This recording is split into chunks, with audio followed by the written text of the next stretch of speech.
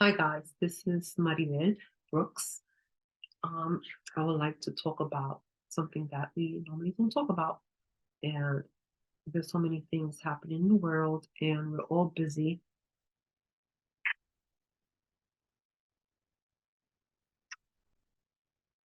We're all busy. So I'm just trying to begin a podcast here for my young girls. I just thought maybe I could just do something to create. So I just came back from a studio and realizing that I had a meeting today at 1, a Zoom meeting, and the beautiful young lady who I'm supposed to be talking to, she's in France, Paris. So what we're going to do is um, I'm just going to talk about something that I think that is a very, very touchy subject. And not too many of us want to talk about it. Okay, so apparently I think she said she's on a call, so she won't be able to meet with me right now. So, I just hope that she does later. And I hope that I'm able to do this with this beautiful young lady because she has a story and she told me about it. And I think that it's very important that we talk about it, and especially with young girls. And I will put in this short about a young lady, I believe her parents or her grandparents got killed, all because I guess she wasn't interested anymore or something she must have said. And so oh God, what does it? I don't know where this happened at, but I think if I believe it happened, it was somebody from Richmond or from Virginia. Let's just say someone from Virginia traveled all the way to, I believe it happened in LA or California, and um, there was a very bad incident that occurred there. And it was a young girl who I believe who was on a cell phone, and some apparent reason, I don't know, the guy just went over there and killed her whole family. But this is a different story. This is about a young girl getting involved, and then she traveled all the way to another state, to another country, to be with this guy, and then this guy just beat the crap out of her. So I just want to share this because there's too many young girls. Let me repeat that. Let me correct that. There are a lot, there's a few, some girls, there are some beautiful girls. Now, this is a young lady who has parents who are loving and kind. She comes from a very different childhood. And to me, I feel that it needs to be told, and we need to talk about these things. And I'm going to be in a very serious state of mind right now because this is who I really am. I like to, I like to do a lot of improvisations. So therefore, today I'm just going to be serious, and I'm not going to joke about this subject. It's so important because we as mothers, um, and I've been a mom for many many years, and thank you God, I've overcome a lot of stuff, and I was blessed with boys. Okay, um, I did had an abortion when I was 18 and 19, and that was a time of my life where I went through a lot. I was so devastated. I went through a lot. Not having the people to support me, not having the love, not having nothing. I mean, like I'm talking about not having the support, and I had to make up my own mind because I was in a very distraught situation. I was involved with someone who was into crack, who was into a lot of drugs. Hey, this person was into a lot of drugs, but I loved this person dearly. I loved him so much. I wanted to change this person. And this is just who I was. I wanted to change him. And he did. He did change, But that's another story. Why I say that is because we have a lot of young girls who are leaving their homes, getting involved with the wrong dude, or even young fellas getting involved with the wrong females. And we as parents need to train our kids. We need to talk to them. We need to stress to them. We need to urgently guide them. Okay, I was one of those parents here where I used to give los correazos to my sons. And I used to give them the cocotazos to my son. And I used to wait till 3 or 4 or 5 or 7 a.m. waiting for my son to come home with a bat. Yeah, that's who I was. And I didn't like any of my children hanging out late at night. Why? Because I love them. Simple. I loved you all. That's who I was. I may have been a very strict parent. I may have been a very boring parent, but there's something that I had that I instill in all of you. Okay? And I'm talking about the boys. Be good men. Be good men. And that's what I teach my kids. And every child that come across my path. Some of you will take it and do whatever you want to do with it. And that's okay because you're going to be parents. So, thank you, God Jehovah. My kids, they're great, good men. All of them. All 5 of them. No, all 6 of them. And they know who they are. There's these young girls who are getting involved the wrong relationship. And it's all based coming from the home. Yeah, I'm going to bring that out. It's coming from the home, people. If you don't have a good relationship with your mother, you're going to have a bad relationship. And if you don't have a good relationship when it comes to your father, you're going to pick the wrong guy.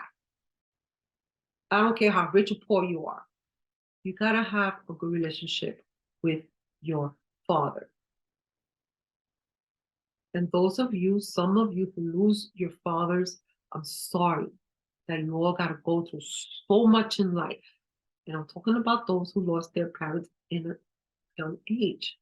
And there are some of you who have great relationship with your family because you have your uncles and you have your grandfathers or you have your neighbor or you have someone, a coach in school who can help you and guide you through those tough times, those darkness. So I say this beautiful young girl, and I'm not going to say too much of her story because I want her to talk about it. And I'm doing this to help her. I'm not a therapist. I'm not someone, who have degrees and so that stuff. You know what? Kudos to all of you. But there are few of us, mothers, females, there are few of us, sisters, aunts, grandmothers. We went through experience, and all we want to do is make sure that whoever come our path, we help them, and we try to guide them through our experience. I have a lot of experience, and every time I come across these beautiful women, these beautiful young girls, there's one thing they have in common. One thing they have in common. All of them, even including me. We yearn for love. We are looking for love. We're looking for someone to love us. And I always tell some of these girls, don't go out there looking for it. Let it come to you. The right person will come to you. And some of us do not look at that person who's in front of us because we always yearn for the wrong dude. And I wonder why. It comes from the foundation. And if we don't look at those things, we're doomed to repeat it. We're doomed to repeat it, especially when you have a dysfunctional foundation, but you also have another foundation that is pure and loving and kind. There's families who come from good relationships. And they're so naive that they think that's how the world is. Parents must guide, protect these young adults, males and females. So I don't want to say much because I really want to talk to the young girl. And I truly believe this young girl got a lot to say, and I want to share this. And that's part of what I do here in Connecticut. I have a TV show. I created a TV show so I can speak, have a voice, and be able to express myself. Whether some of you don't like it, I don't know.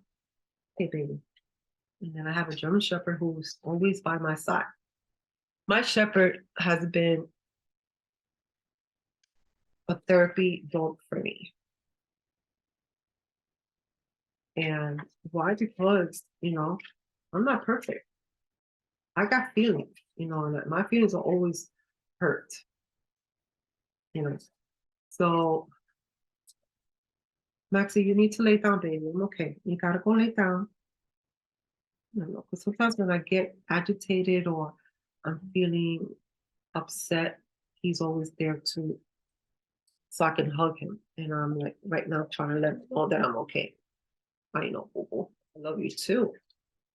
Okay, baby, you can't be in the camera. Mama got things to do, okay? Get back. Go lay down. And so sometimes it's always good to have, I believe, animals give you that comfort. They give you that love, that it's just something that God created for all of us to do, to love and to care for them. And I'm hoping to get another German Shepherd. I'm gonna get a female. Ooh, can I imagine when I have all those puppies? I don't know. So yeah, getting back to my conversation. I really want to talk to this girl. And I just hope that she gets on board with me because I really want everyone to hear her story. It's a powerful one, and I would love for her to share it. And I want to be able to say that I want to be the one to help her. I really love this little girl. She got courage, she got zeal, and she's very sweet, very naive, but very sweet, very kind. And I think that this experience woke her up. It really did. It took her to act from a very good friend that I know. And kudos to her. And I hope and pray that she's doing very well in Dominican Republic. Hey, call me if I can go visit you. And I hope and pray that she's doing well. She's another beautiful young girl that I've met. And they got together and they called me up. I think it was 2 o'clock in the morning. I don't know what time it was. I was very tired. And when they called me, boom, light bulb came up. And I said, no, I got to listen to this young girl. I do not, and I say this from the bottom of my heart, I do not ignore or shut down anyone who will call me at 4 o'clock in the morning for help. I will go out there in my pajamas, wherever you at, to pick you up. That's who I am. So, and I won't say the story because I don't want to talk about it, but it took her to call me, and she had courage to do that. To call a total stranger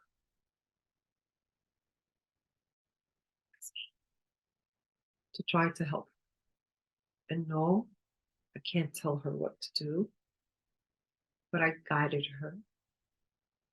And I spoke with her with some stuff that I wanted to share. And I did. And it was very personal. And she took the courage to do what she needed to do to get out of the situation that she was in. So kudos to my beautiful little girl that helps her out. And still, here we are.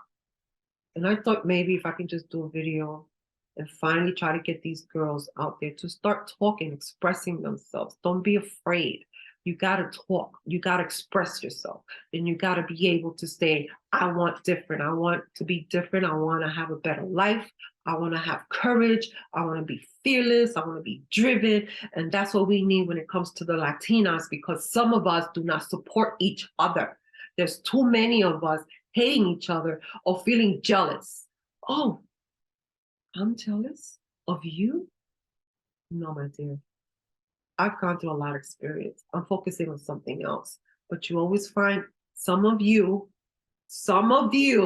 who think that this other person is jealous. No, it's not that, people. You guys gotta, you gotta stop that. And I've been that person where I don't need to bother or respond to any caca.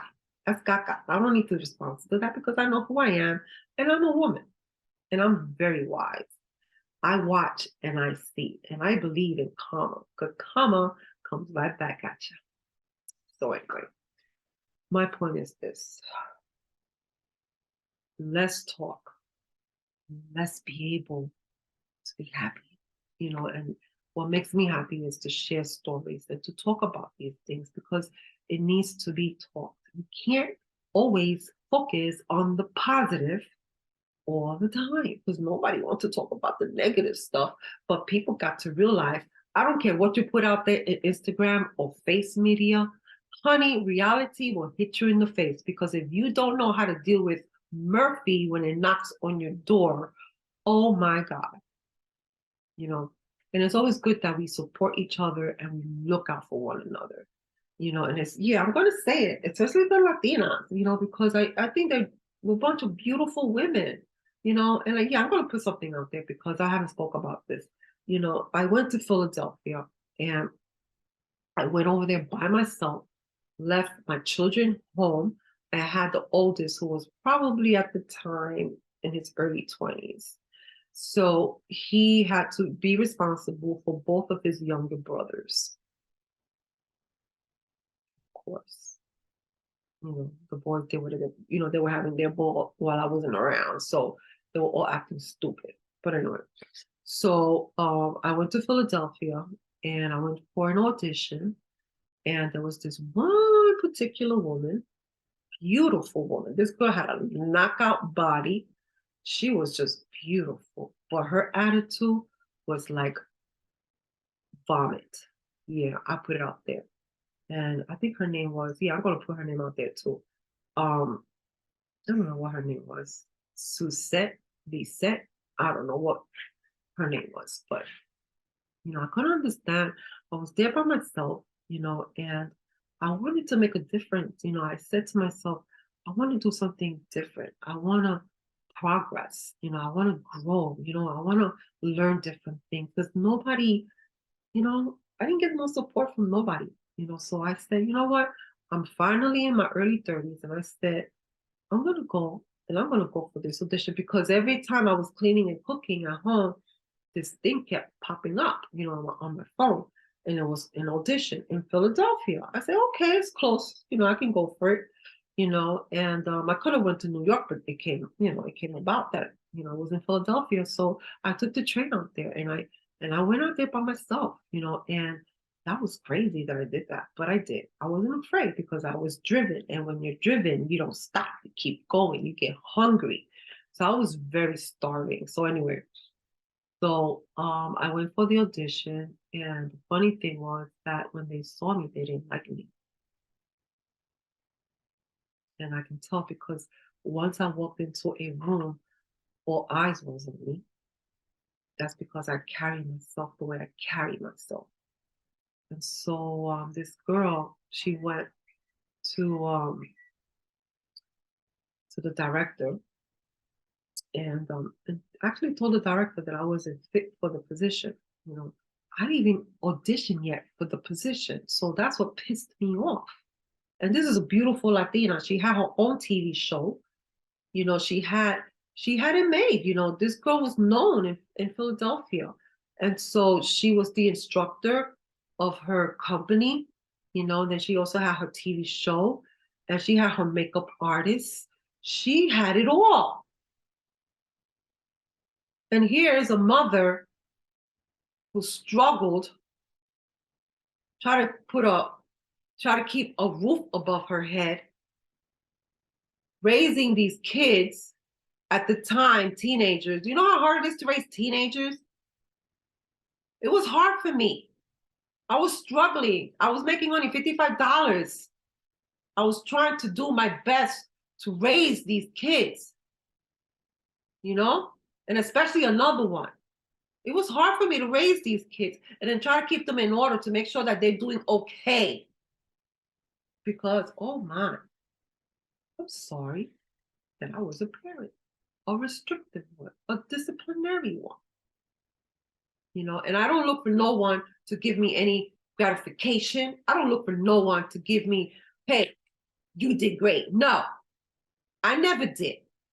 I've been a very good person, a silent person, very silent with my deep wounds and with my feelings, you know. And I talk about this now because, Bill, oh my God, it feels great talking about it. It does. And this is why I say when negative things are still buried inside of you, you're going to come out. It's going to come out the wrong way. It's funny how you meet someone you haven't seen for 15, 20 years or 30 years because you try to avoid them. And then poof, there they are again with the same feelings and the same emotions. And the other person is wondering, why are you still upset? You know, I don't understand. And we're all living in the same roof, in the same household, and we all grow differently, hating each other. It's sad, you know, and that's sad, you know, and I blame the parents. That's the parents' responsibility. Why your siblings don't get along because one hates one and the other one is jealous and the other one don't want to talk to you and the other one this and the other. You know, there's so many of us that we have, and I love these families who have those issues and they still love each other.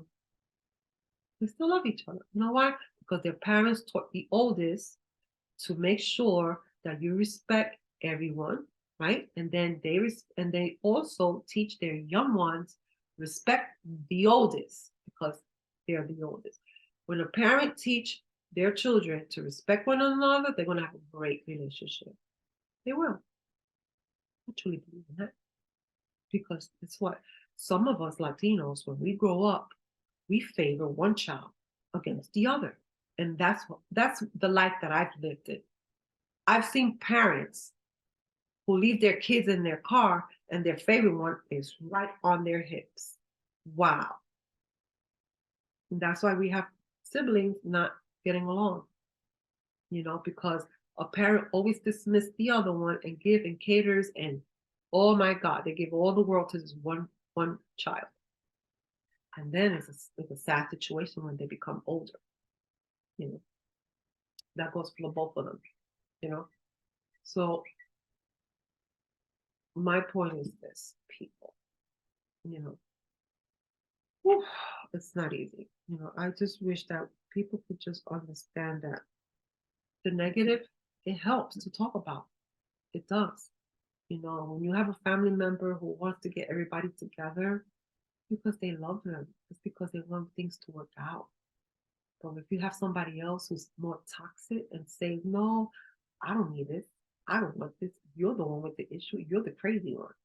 It's not good because see, the one that's trying to get the family together and the one that wants everything to work out sees the future. But the one who keeps backing up and neglecting and avoiding does not. They stay on that stuck on stupid box. But the one who have progress and moved on, and because they talk about it, you know, they talk about their negative because they want to be able to feel good inside. They want to make sure that they break those patterns when it comes to family. And so they try to install that in the closest ones so that they can make sure that the ones that are close to them do not repeat those patterns. And this is why I say it's important to be able to express your negative because there's a positive. And so this is why I wanted to do this little podcast with this young girl because I'm telling you, she has a story to tell. And I want to, you know, I just want to put this out there for someone who may be going through the same thing, a parent, you know, who's who's struggling with a young teenager, because, again, we're living in a world where, you know, you pick up these phones, you know, and you can get involved with someone from another out of the world, someone from outer space. And you don't know who that person is or what that person is or what that person's intentions are. So again, I just hope I'm able to share this. And I hope she takes that courage to talk about it. And so I'm just going to leave it at that and wait for her to respond. We were supposed to meet today and talk about these issues, these concerns that I want to talk about, and I want to record this because every time I have these conversations with these beautiful girls, you know, after I'm done, you know, I think to myself, I should have recorded this, but I can't just record a personal conversation with someone, not letting, giving them, asking permission, and I think that's important. So I do hope that she calls me and we can start this Zoom. So we'll see what happens because, she's on another call. So I'll wait, I'll wait patiently. And if it happens, it's meant to be. If not, then you know what? I did my part. I put myself out there too. So we'll see what happens.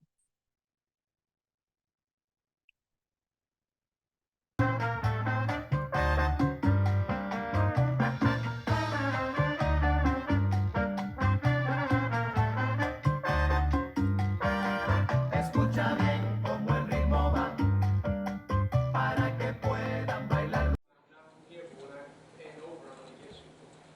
Quiet on the set. Take 004. Cameras rolling in 5, 4, 3. Lo que dice la marucha es verdad. Además, después de bailar horas en la calle para alguna guita, el regreso a casa es muy pesado. Desde aquí al corazón de la matanza es como 1 hora. ¿Sí? Y de allí a la ciudad oculta es otra hora más de camino. Muchas horas. Llega uno a su covacha casi muerto. Hoy estoy seguro que será el último trabajo que haremos en este país. En 4 días más, ustedes estarán rumbo a Filadelfia para participar en la Copa Mundial de la Salsa. ¡Ay, Pirulo! La verdad, che, es que no tenemos el cacho. ¿Y yo? ¿Cómo agradecerte todo lo que haces por nosotros? Espero que esto termine para una vez por todas. Para salir de esta pobreza.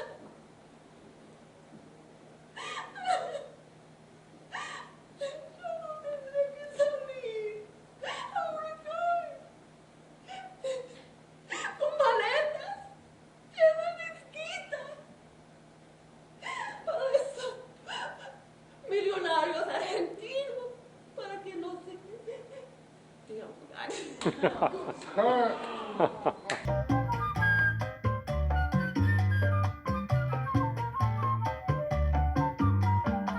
Escucha bien.